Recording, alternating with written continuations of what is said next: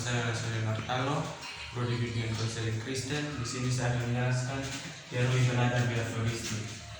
Pengertian teori belajar behavioristi. Teori belajar behavioristi adalah teori belajar yang mengedepankan perubahan perilaku peserta didik sebagai hasil presentasi pembelajaran. Terjadi perubahan tingkah laku diakibatkan adanya interaksi antara stimulus dan respon. Teori belajar ini berorientasi pada perilaku yang lebih baik. Prinsip teori belajar behavioristi. 1. Apabila seorang sudah mampu menunjukkan perubahan perilaku, maka dikatakan sudah belajar. Artinya kegiatan ini belajar yang tidak membawa perubahan perilaku tidak dianggap belajar menurut teori ini. 2. Hal ini paling penting pada teori ini adalah stimulus dan respon, karena bisa diamati hal-hal selain stimulus dan respon tidak dianggap penting karena tidak diamati. 3. Adanya pengetahuan, yaitu hal-hal yang bisa diperkuat respon.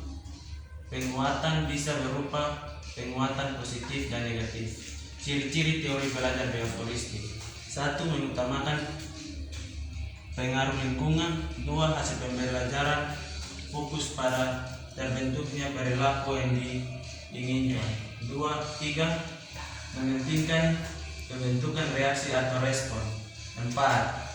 Bersifat mekanistis atau dilakukan dengan mekanis tertentu, misalnya meminta maaf.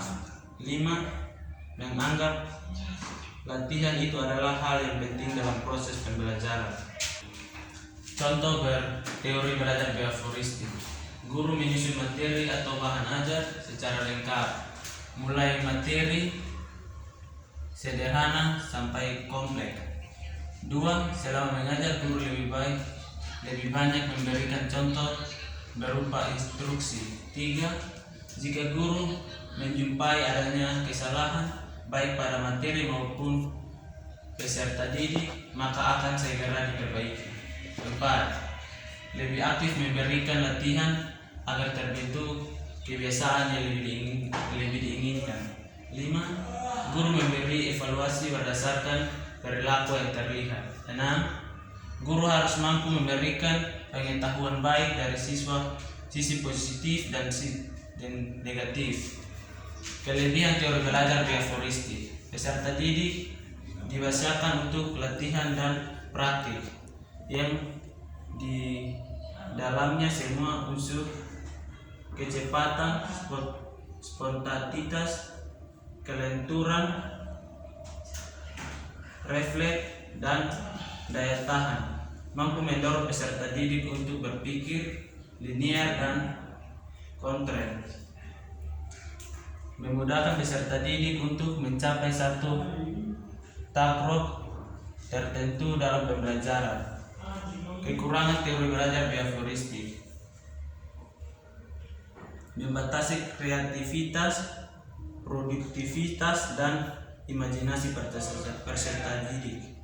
Pembelajaran hanya berupa pada guru, sehingga peserta didik terkesan pasif, berpotensi menimbulkan hukum verbal dan fisik seperti memberi hukuman peserta didik yang melanggar aturan, bahkan menjewer. Hukuman semacam itu justru bisa memberikan buruk pada perubahan perilaku peserta didik. 4. Timbul kesulitan untuk menjelaskan kondisi belajar yang kompleks, benar hanya berjuang pada stimulus dan respon. Sekian dan terima kasih.